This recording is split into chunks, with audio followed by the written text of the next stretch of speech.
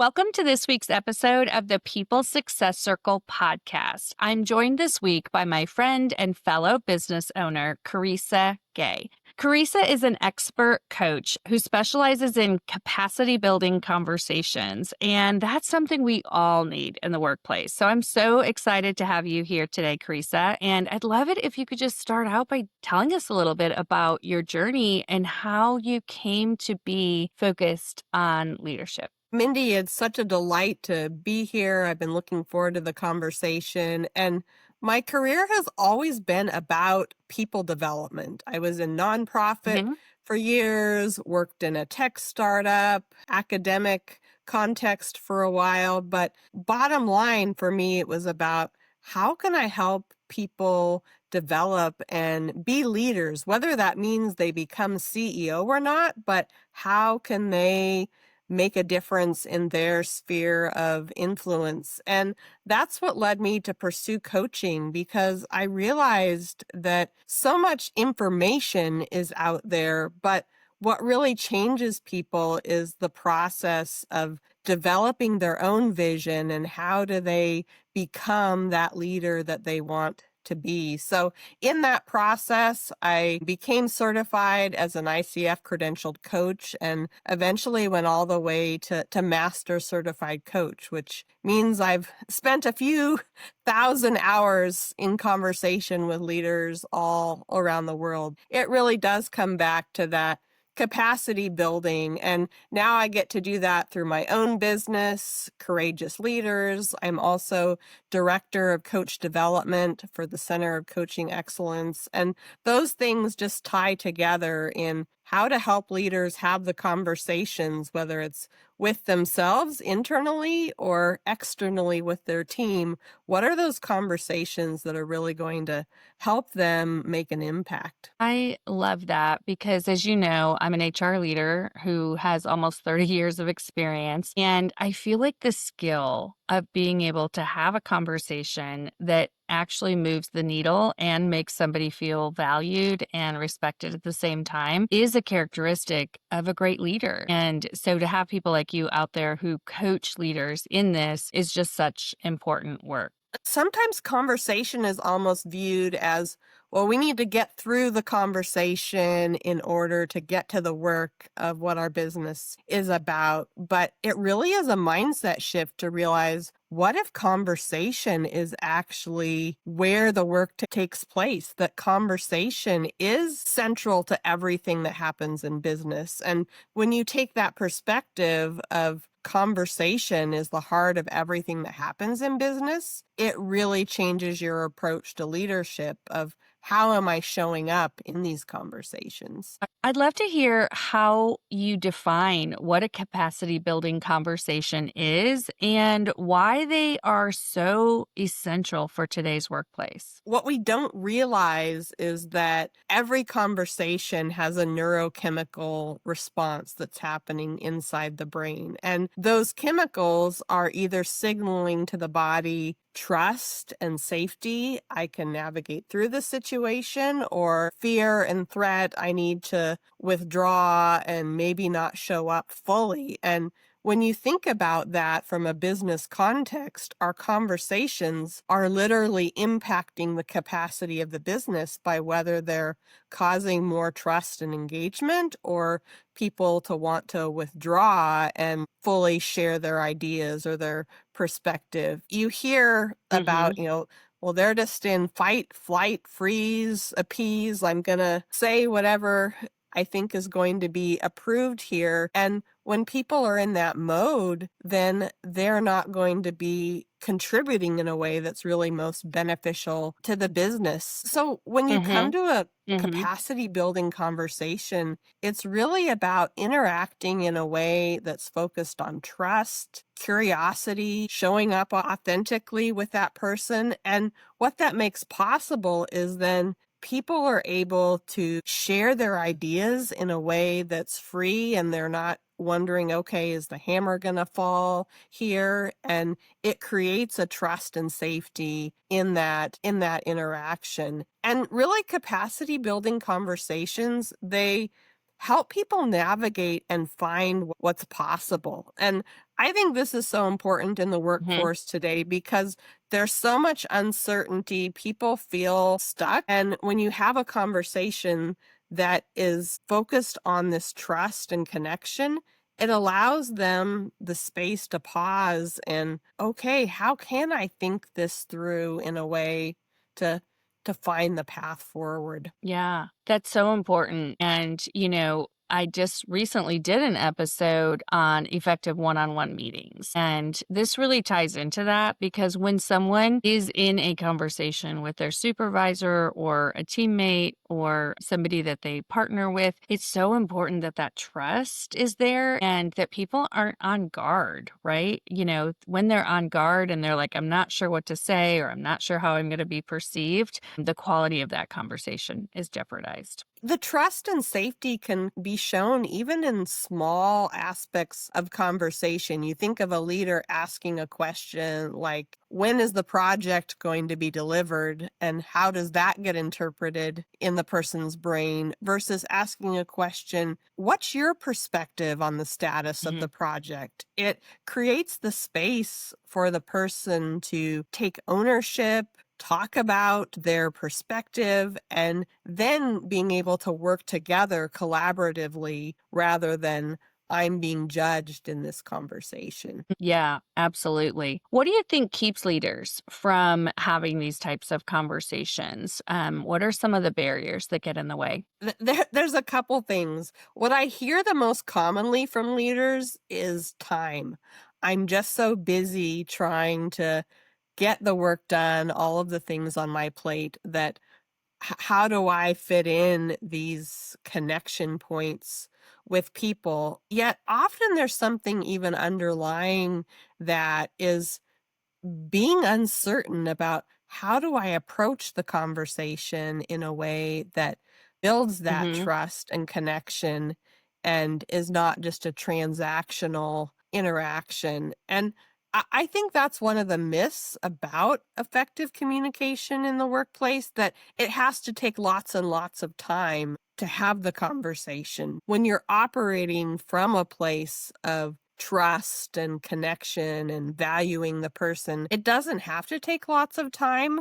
It's really that you're being in that curious mode and hearing from their perspective. I love that. Do you believe, or actually, do you teach a framework that makes this easier for leaders? How do you approach helping a leader with this? It really comes back to the values that we operate in from a leader. And when I'm training leaders in communication skills, it comes back to a relationship of believing the best about others and being genuinely interested in their growth, being in an Hmm. exploratory mode rather than a telling mode. But if you bottom line all of that, it's really about approaching people with honor and dignity and respect. We've lost in so Hmm. many ways the humanity side of interacting with people. And when you think Hmm. about approaching even a difficult conversation with someone, if your starting place is, how can I treat this person with honor, dignity, and respect? It changes Hmm. even the tone of the conversation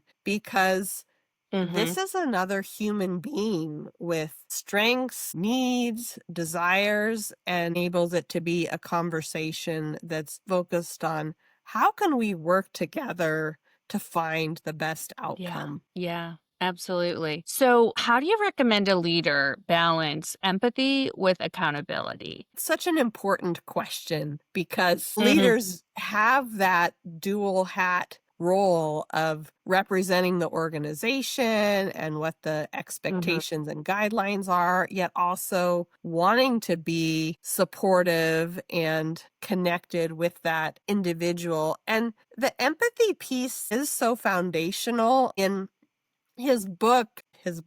Chris Voss has a great book, and Never Split the Difference. It's on negotiating, but in there he talks Hmm. about tactical empathy and how empathy is actually what gets the brain out of that fight flight mode in order to be able Mm. to work together. So as a leader, to be able to have genuine empathy and this is weighty what you've been carrying here. Pause. Yeah. And just by acknowledging the person and what they're walking through Mhm. allows the brain to shift out of that fight, flight, spin and go, okay, I'm heard here. Now we can begin navigating this situation. The empathy piece is certainly a key part of it. But then there is the responsibility piece of one of the values is recognizing every person is responsible for his or her choices in their work Yeah.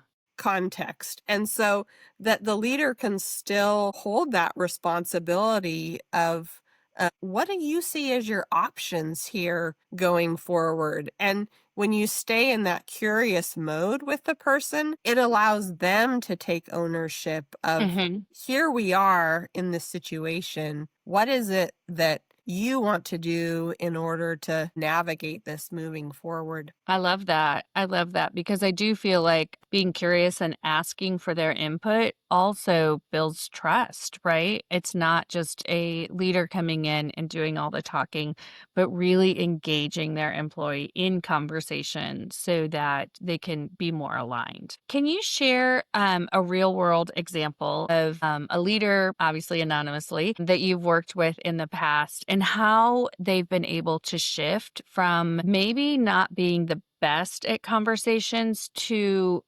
more of a capacity building conversationalist who can get results for their organization? Yeah. What comes to mind is a project manager in a multi-billion-dollar construction organization. And when we first started working together, he said, I really don't know if I'm cut out for this leadership stuff because Mm, I really came from the other side of the tracks compared to the other leaders in the organization. And as he looked at himself, he wasn't sure, how do I engage my team in a way that they can actually be taking ownership? And as a result, he was hovering over all of these different projects and stressed out to boot of I feel responsible for every detail of the success of my team. And for him, it was discovering I can have conversations with these team leaders and find out from them, what do you see as the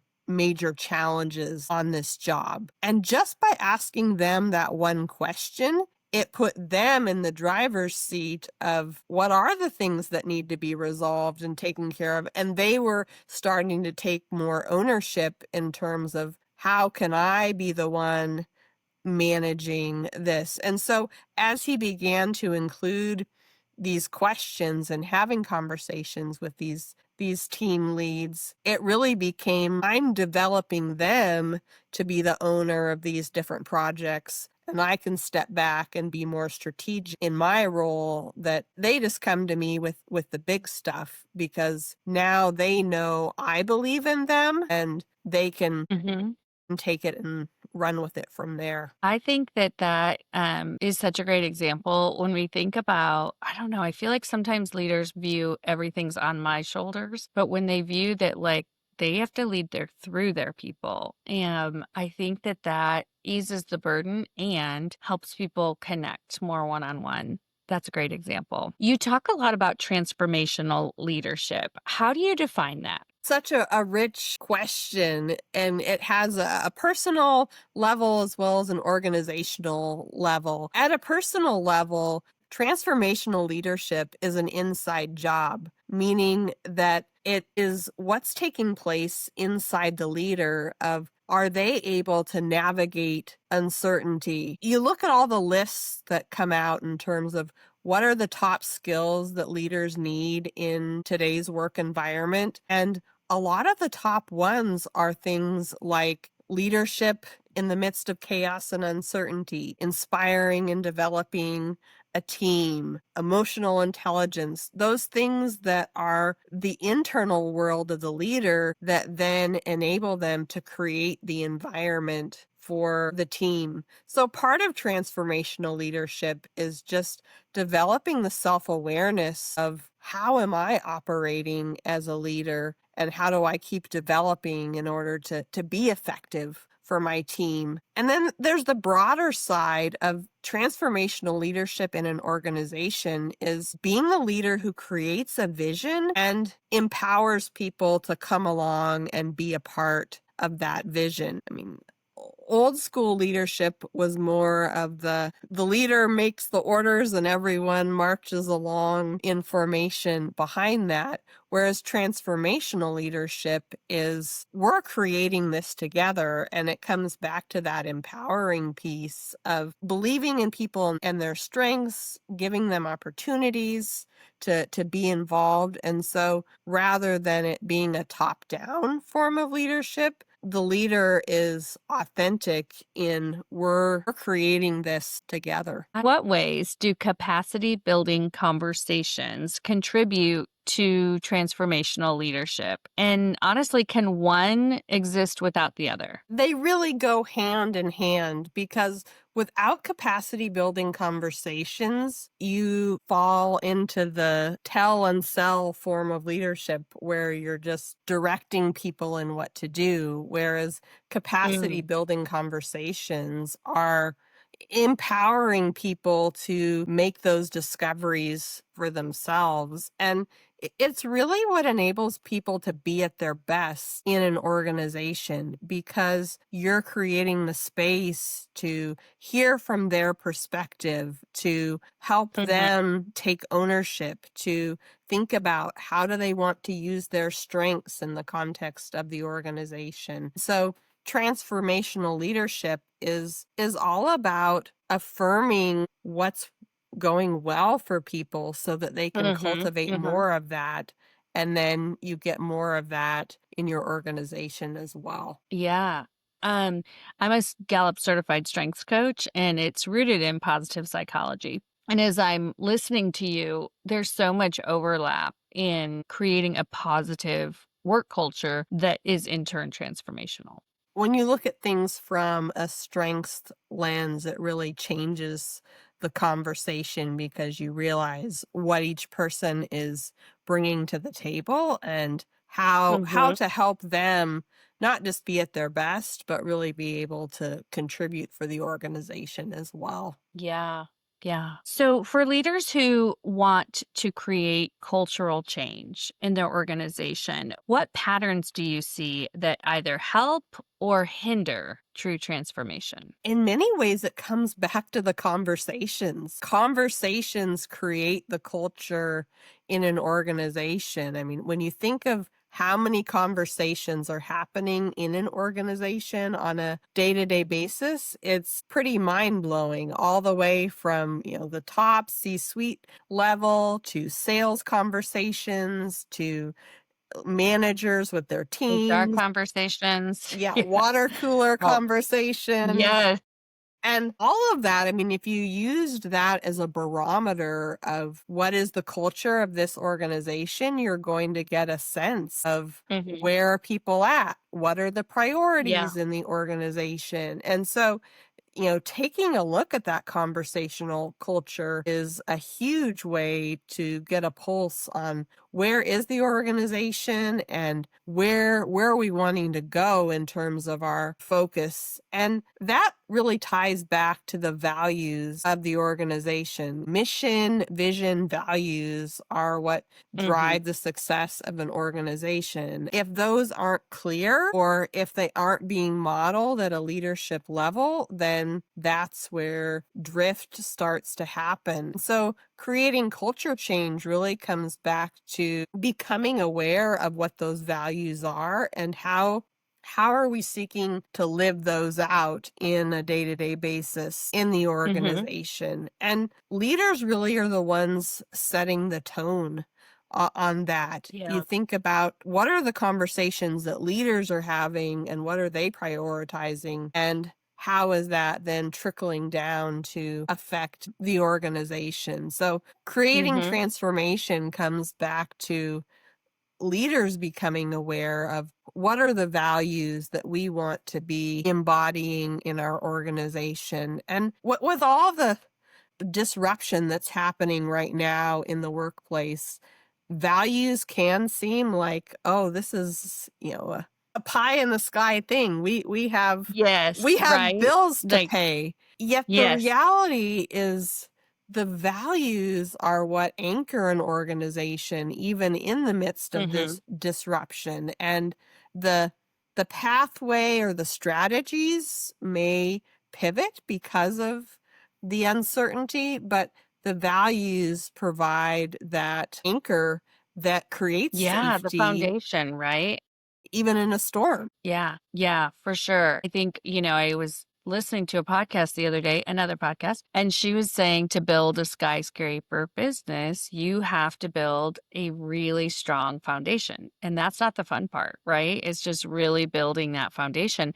And I think about that with culture. I do think it's fun because I'm an HR person, but I think a lot of businesses, like you said, tend to think, culture is either for big organizations and it's just three of us. And I like to tell people that if you have one, you have a culture in your organization from day one, doesn't matter how big you are, but also just that taking the time to build that foundation of what are our values, what is our mission, what is our vision, so that we collectively can build everything around that instead of thinking, just like you said, just like we have bills to pay, we have product to make, we have customers to talk to. Those things should flow out of the culture, not the other way around. So, Carissa, what would you say to emerging leaders who want to lead with courage and they feel like they lack the title or even the authority to speak up? Leadership isn't ultimately about title, it's about making an influence for change. And that can be done from any seat in the organization. Hmm. And it really comes back to discovering what's my brand and the value that I bring. That can include the strengths that you have, the way that you contribute in the organization.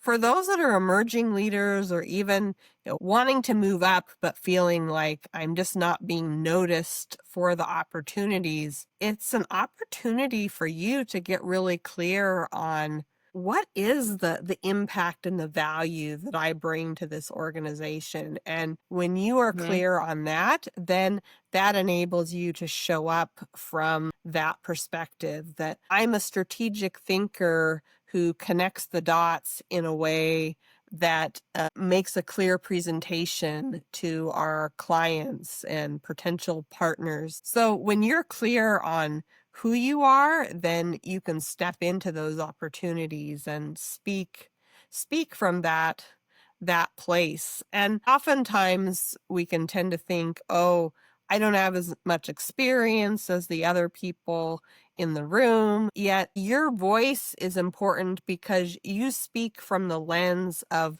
where you're at in your career and the opportunities that you're involved with. So that's a valuable perspective to be able to contribute to the organization as well. So these Yeah. conversation skills we've been talking about, they really apply regardless of what level you're at in the organization. Yeah, and what your title is, I love John Maxwell's book about 360-degree leadership, really that you can lead anywhere you are in the organization. It starts with leading yourself, showing up well, leading your peers, leading up, leading down. We tend to think of leadership really as when you have direct reports, but it starts so much before that. Yeah. So I appreciate your time and your expertise on this really important topic. I would love to hear a little bit more about your organization and the types of businesses that you help. Yeah. Courageous Leaders is all about developing leadership capacities. So we work with leaders at multiple levels in the organization, but the majority are really mid to senior leaders. They've already been successful in their career and they're looking to step into that greater level, whether it is a promotion or now I've been promoted. And how do I become that leader who creates an engaged team? And what are the conversations that I need to be having to create alignment and really have buy-in from the Mhm. people in my team? So we do a lot of one-on-one executive coaching, helping people navigate through those transitions.